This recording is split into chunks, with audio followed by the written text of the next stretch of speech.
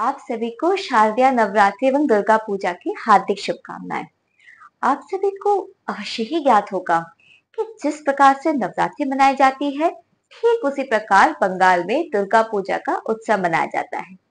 परंतु नवरात्रि का उत्सव मोहलया, जिस दिवस हम माँ का आवाहन करते हैं, उसके अगले दिवस ही प्रारंभ हो जाता है।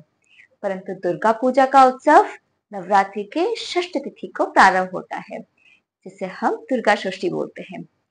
दुर्गा पूजा के प्रमुखतः 5 दिवस होते हैं एवं ऐसी अनेक रीतियां होती है जिनका पालन प्रायतः प्रत्येक दिवस किया जाता है।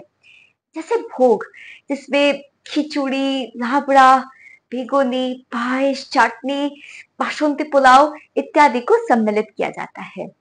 अंजलि, जिसमें हम माँ को पुष्प अर्पित करते हैं।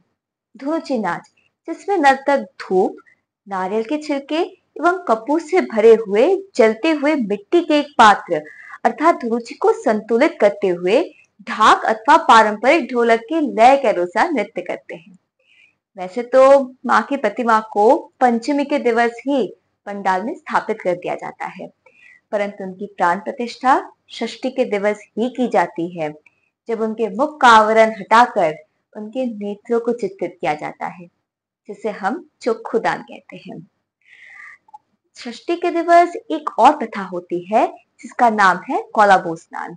इसमें केले के एक पौधे को स्नान करा के उसे साड़ी पहनाकर भगवान श्री गणेश जी की दाहिनी ओर रखा जाता है। उन्हें गणेश जी की पत्नी के रूप में पूजा जाता है। सप्तमी के दिवस सामान्य अनुष्ठान ही किए जाते हैं। अष्टमी तिथि दुर्गा पूजा का सर्वाधिक महत्वपूर्ण दिवस होता है, जिस दिवस हम अनेक प्रकार की रीतियों का पालन करते हैं। जैसे कुमारी पूजो, जिसमें सामान्यतः 5 वर्ष से कम आयु की बालिका को देवी के रूप में पूजा जाता है। इसके पश्चात अंजलि होती है, भोग भी होता है, परंतु सर्वाधिक प्रमुख रीति है शोंधी पूजो, जो कि एक निर्धारित समय सीमा में ही की जाती है, जिसे हम शोंधिखुन कहते हैं, और जिसके पश्चात ही नवमी तिथि प्रारंभ होती है। इस शोंधिखुन में हम माँ को 108 कमल अर्पित करने के साथ साथ 108 दीपक भी प्रज्वलित करते हैं। ये वही समय सीमा है जब प्रभु श्री राम ने माँ दुर्गा का आवाहन किया था रावण को युद्ध में परास्त करने से पूर्व। उसी समय माँ ने श्री राम जी की परीक्षा लेने हेतु एक कमल को विलुप्त कर दिया था, और क्योंकि प्रभु श्री राम जी के नेत्र कमल की भांति थे, तो उन्होंने अपने नेत्रों का दान देने का निर्णय लिया। तभी देवी माँ ने हस्तक्षेप करके उन्हें रावण के विरुद्ध युद्ध में विजयश्री होने का आशीर्वाद दिया। नवमी के दिवस सामान्य अनुष्ठान ही किया जाता है। दुर्गा पूजा के अंतिम दिवस को हम विजयदशमी कहते हैं। इस दिवस विवाहित महिलाएं एक विशेष प्रकार से माँ का वरण करती हैं। प्रथम एक कलश से जल छिड़कते हुए माँ की प्रतिमा की परिक्रमा की जाती है। उसके पश्चात एक थाल में सामग्रियों जैसे मिष्ठान, पान, सुपारी, धान दुब्बो अर्थात तंडुल एवं दुर्बा को सजाकर उनके माध्यम से माँ का वरण किया जाता है। इसके पश्चात गणेश जी, कार्तिकेय जी, देवी लक्ष्मी एवं सरस्वती का भी वरण इसी प्रकार से किया जाता है।